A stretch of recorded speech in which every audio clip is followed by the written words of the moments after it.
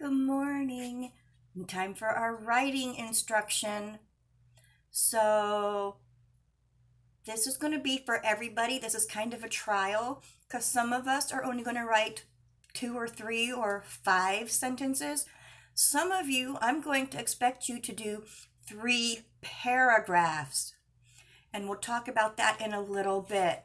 I want to start out very simple with when we're writing a sentence, there are some rules. So I hope this works. I'm going to try and see. Let me know how it turns out for you guys. But what gets a capital letter?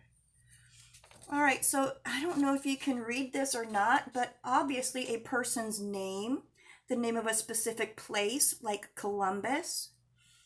The letter I, when you're talking about yourself, always need to be capitalized. Are there any other situations or times you would use a capital? Well, the most obvious, of course, is the beginning of a sentence. Every sentence must begin with a capital letter. So when you go in and do your assignment, please make sure you are using a capital letter at the beginning of every single sentence. Make sure when you're writing, if you're talking about yourself and you're saying, I feel like distance learning is a bad idea, or if you say, I wish I could go back to school and see my teachers and friends, that letter I needs to be capitalized. That's the only time you would capitalize the letter I is when you're talking about yourself. If I'm writing the word igloo, unless it's at the beginning of a sentence, I would not capitalize that I. So, again, talking about sentences, we have to have punctuation. So, every sentence, boy, I sure hope you can read this. Every sentence starts with a capital letter and it ends with punctuation. So that means I'm not going to know where your sentence ends if you don't put punctuation, like a period if you're telling something, a question mark if you're asking something, or an exclamation point if you are really excited and want to show emotion about what you are saying. So every sentence starts with a capital, ends with punctuation.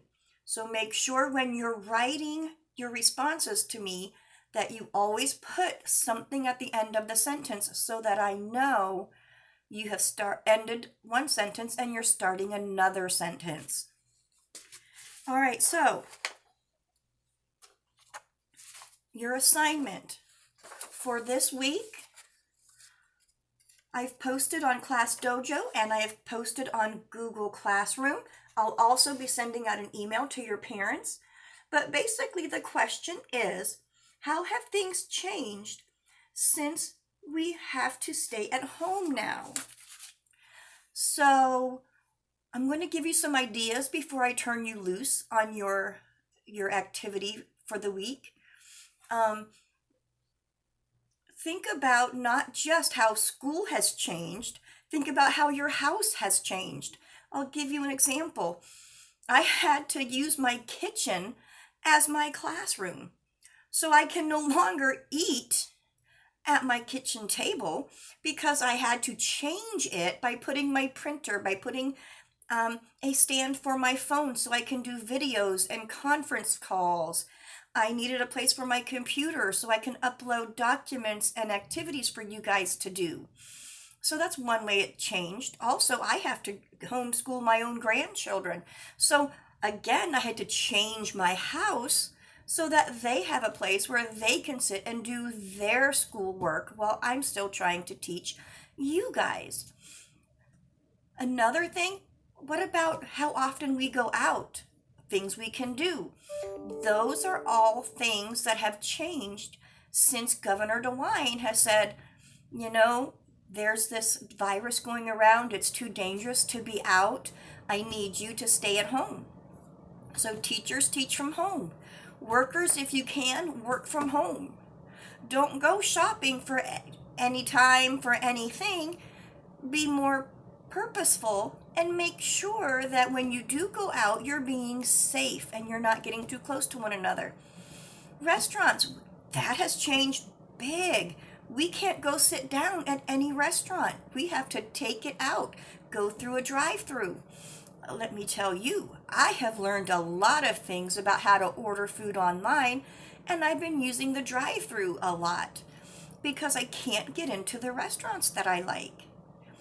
So those are some ideas that you can use when you are writing your response to the question that I posted on Google Classroom and Class Dojo, to please think of those things as you're writing. And also don't forget, if my question said I want you to write 3 to 5 sentences, that means you can write 3 sentences, you can write 4 sentences, or you can write 5 sentences. Does that mean you have to stop at 5 if you have more? No, of course. You can keep going and you can keep writing as much as you want, but you need to have at least 3 sentences. Now let's say I say write 3 paragraphs. Do you have to write all 3 paragraphs? Yes. And remember, a paragraph has 5 to 7 sentences. So if I want you to write 3 paragraphs, that means you need to write about 15 sentences. Now, obviously, if I'm giving you 3 paragraphs to write, it's not going to be due tomorrow. Check the due date. You'll see I have given you time to get that assignment done. So a lot of times when I give you a writing assignment, it's going to have an extended due date to give you time to think, to plan. If some of you need, please let me know. I can even upload some graphic organizers to help you plan your writing. Remember, when we were together, we had all kinds of different graphic organizers we would use. So we could put all of our ideas on paper first, and then we typed it into the Chromebook, into a Google Doc. So you can do that for your assignment. So just make sure you're looking at the directions carefully to understand what you have to do for your writing assignments each week. Remember, you're using paragraph form.